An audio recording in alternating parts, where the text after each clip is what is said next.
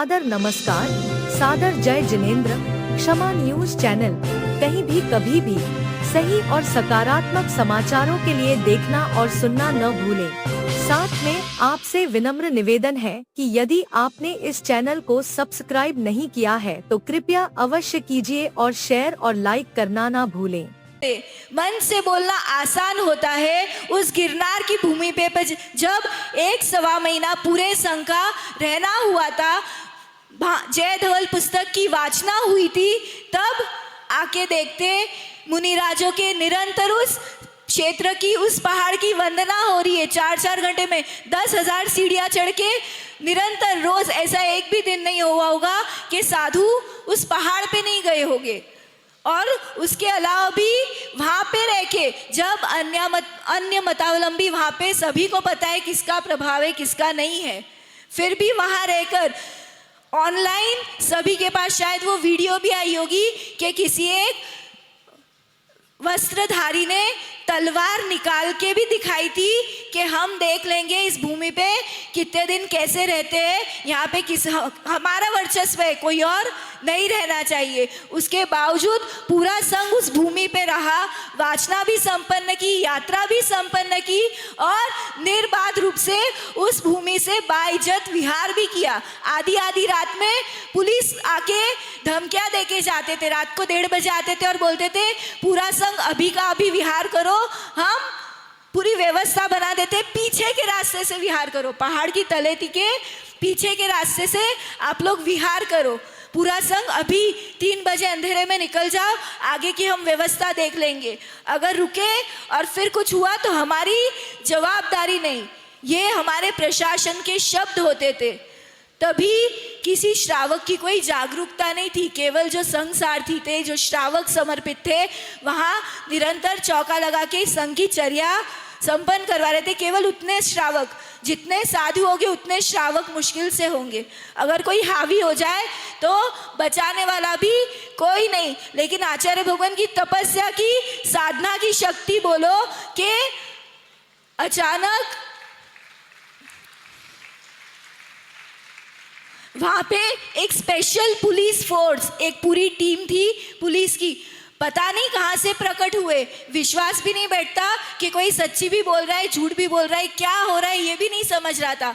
उस समय अचानक कोई एक पुलिस फोर्स, एक पुलिस की कोई टीम आई, गिरनार की नहीं थी, दिल्ली से कहीं से एक कोई स्पेशल टीम आई थी और स्टेट गवर्नमेंट नहीं, वो नेशनल गवर्नमेंट की कोई टीम थी। आके आचार्य भगवान के चरणों में केवल 2 अधिकारी आए, पहले तो पहरा भी दिया और फिर अंदर आके आचार्य भगवान के कक्ष में आधी रात में आए तो बोला आचार्य भगवान विश्राम कर रहे, अभी नहीं।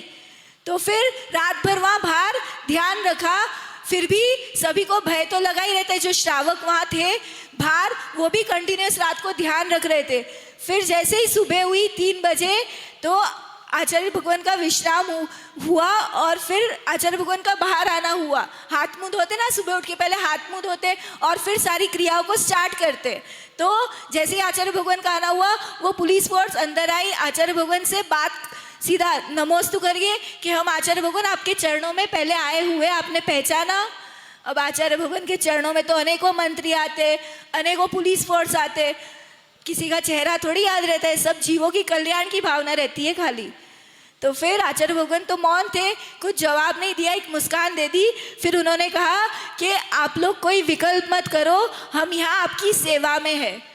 उनकी एक टीम कंटिन्यूअस, फिर जितने लास्ट के थोड़े दिन बचे थे तो वो टीम, और वहाँ तब महाशिवरात्रि का एक उत्सव मनाया गया था अन्य मतावलंबी के द्वारा। तो इतना ग्रैंड था, मतलब इतने ज़्यादा पैर रखने की जगह नहीं, इतनी भीड़, कोई अगर बिचक जाए और हावी हो जाए तो भी कोई पूछ परख करने वाला नहीं। उसमें जो वो पुलिस फोर्स थी वो अचानक वहाँ पे आके ध्यान रखने लग गई। आधी रात में पहरे देते थे कि कोई अचानक आगे कुछ कर नहीं दे संघ को। ऐसा नहीं कि संघ पंडित जी की धर्मशाला में रुका था। जो मुनि संघ था, शास्त्रों में आता है विमोचितावास, जो छोड़ा हुआ स्थान होता है, निर्जंतुक स्थान होता है, वैसे स्थान में मुनियों का निवास होता है। और वो जो निर्मल ध्यान केंद्र था तलेटी के बाजू में, जो वन विभाग में आता है, वहाँ की खिड़कियाँ, जो शरद जी काफ़ी बार बताते हैं कि बिल्कुल बंद भी नहीं हो पाती, दरारें होती है। वैसी भीषण जनवरी की ठंडी में मुनि संघ उस विमोचितावास वाले स्थान पे रुका हुआ था। तो जंगल के अंदर कोई प्राणी तो छोड़ो, मनुष्य रूपी प्राणी भी आके कुछ कर जाए तो कोई चीखे सुनने वाला भी नहीं होता। ऐसे स्थान पे निर्भीक रूप से जो एक सम्यक दृष्टि जीव होता है उसे कभी भय नहीं होता है, आत्मदृष्टि संपन्न होता है, भय नहीं होता है। चाहे जंगलों में बैठ के साधना कर लो, बंदर उद्यम मचाते थे, बंदर ऊपर से डालियां फेंकते थे, पत्तियां फेंकते थे। जब आचार्य भगवान नीचे साधना करते थे, छोटे छोटे बंदरों के बच्चे आके उनकी पीठी को हाथ लगा के जा रहे, उनके चरणों को स्पर्श करके जा रहे, बातें। तो एक तिर्यंच प्राणी भी जिनके चरणों में आके निर्भीकता को प्राप्त होता है, ऐसे निर्भीक आचार्य भगवान ने उस तीर्थ क्षेत्र पे रह के अपने जैनों का जो एक वर्चस्व है, चाहे वर्चस्व हो ना हो, फिर भी अपनी एक प्रतिष्ठा कि वहाँ रहे, चाहे कितनी धमकी आई, चाहे कितनी भी विपरीत परिस्थितियाँ हुई। केवल खुद की बात नहीं थी, पूरा संघ साथ में था और आचार्य भगवान के साथ पूरा संघ वहाँ पे विराजमान था। तो संघ की भी सुरक्षा और जिन धर्म की भी सुरक्षा, तीर्थों की भी सुरक्षा। यहाँ पे इतने कलशों की बोली हुई, कितनी जगह तो फिक्सिंग होती है। हम मुंबई से, हमने बचपन से देखा है, जो भी साधु आते, 2 साधु 3 साधु, उतने ही आ पाते, 10 ज़्यादा से ज़्यादा। तो फिक्सिंग होती है कि 60% मंदिर में रहेगा, 40% साधु के साथ जाएगा, या फिर 60% साधु के साथ जाएगा, 40% मंदिर में रहेगा। लेकिन जिस दिन हम इस संघ में आए, आज 11 साल हो गए, हमने आज दिन तक नहीं देखा कि एक कलश या एक बोली का पैसा भी संघ के साथ जाता हो।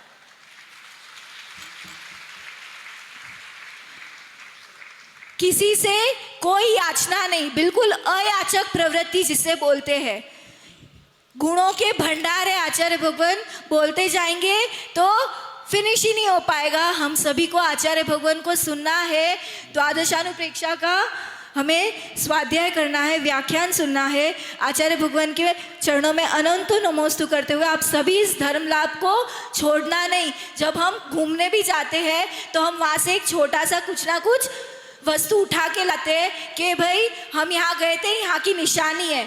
तो ये जो ICU यूनिट में आप भर्ती हुए हो, तो यहाँ पे से कोई बीमारी नहीं, निरोगता के साथ जाना है। तो एक आध कोई वचन आचार्य भगवान का आत्मसात कर लेना, आपका जीवन मंगलमय हो जाएगा, आपका भी कल्याण हो जाएगा। जय बोलो आचार्य भगवान सुनील सागर जी गुरुदेव की।